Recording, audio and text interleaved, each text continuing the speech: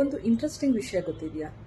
ನಮಗೆ ಬಂದಿರುವಂತಹ ಯೂರಿನಲ್ ಅರ್ಜ್ನ ಅಂದರೆ ಮೂತ್ರವನ್ನು ಪಾಸ್ ಮಾಡಬೇಕು ಅಂತ ಅನಿಸಿದ ನಂತರನೂ ಅದನ್ನು ನಾವು ಸಪ್ರೆಸ್ ಮಾಡೋದ್ರಿಂದ ಮೂತ್ರಕೋಶದಲ್ಲಿ ಕಲ್ಲುಗಳಾಗುತ್ತೆ ಅನ್ನುವಂತಹ ಸತ್ಯ ಎಷ್ಟು ಜನರಿಗೆ ಗೊತ್ತಿದೆ?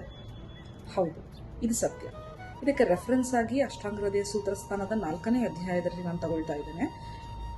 ಆಚಾರ್ಯ ವಾಗ್ಭಟ್ರು ಹೇಳ್ತಾರೆ, ಮೂತ್ರ ವೇಗವನ್ನು ಧಾರಣೆ ಮಾಡೋದ್ರಿಂದ ಅಂಗಭಂಗ ಅಶ್ಮರಿ ವಸ್ತಿ ಮೇಢ್ರ ವಂಶನ ವೇದನ. ಅಂಗಭಂಗ ಅಂದರೆ ಮೈಕೈ ಎಲ್ಲದು ಕೂಡ ಕತ್ತರಿಸಿದ ಹಾಗೆ ನೋವಾಗುತ್ತೆ. ಅಶ್ಮರಿ ಮೂತ್ರಕೋಶದಲ್ಲಿ ಕಲ್ಗಳಾಗುತ್ತೆ.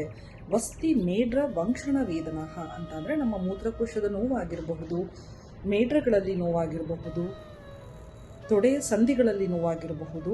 ಇದೆಲ್ಲದೂ ಆಗುವಂಥದ್ದು ಮೂತ್ರದ ವೇಗವನ್ನು ನಾವು ಧಾರಣೆ ಮಾಡೋದ್ರಿಂದ, ಅಂದರೆ ನಾವು ಯೂರಿನಲ್ ಅರ್ಜೆನ್ಸಿನ ಸಪ್ರೆಸ್ ಮಾಡೋದ್ರಿಂದ ಆಗುತ್ತೆ ಅಂತ. ಹಾಗಾಗಿ ದಯವಿಟ್ಟು ನಮಗೆ ಎಷ್ಟೇ ಬ್ಯುಸಿ ಆಗಿರಬಹುದು, ಎಷ್ಟು ಔಟ್ ಆಫ್ ದ ಟೈಮ್ ಅಂತ ಅನಿಸ್ತಾ ಇರಬಹುದು, ಯಾವಾಗ ಯೂರಿನಲ್ ಅರ್ಜೆನ್ಸಿ ಅಂತ ಬರುತ್ತೋ ದಯವಿಟ್ಟು ಯೂರಿನ್ನ ಪಾಸ್ ಮಾಡಿ. ಅಕಸ್ಮಾತ್ ಇದೆಲ್ಲ ಸಿಂಪ್ಟಮ್ಸ್ ಸಪ್ರೆಸ್ ಮಾಡಿ ಈ ಸಿಂಪ್ಟಮ್ಸ್ ಎಲ್ಲನೂ ಡೆವಲಪ್ ಆದರೆ ಅದಕ್ಕೆ ಒಂದು ಸಿಂಪಲ್ ಪರಿಹಾರನೂ ಆಚಾರ್ಯ ವಾಗ್ಭಟ್ರು ಹೇಳ್ತಾರೆ. ಅದೇನಂತ ಅಂದರೆ ಅಭ್ಯಂಗ ಮತ್ತು ಸ್ವೇದನ ಚಿಕಿತ್ಸೆಯನ್ನು ತಗೊಳ್ಬಹುದು. ಇದೆಲ್ಲ ನೋವುಗಳಿಂದ ಪರಿಹಾರ ಸಿಗುತ್ತೆ ಅಂತ ಹೇಳ್ತಾರೆ.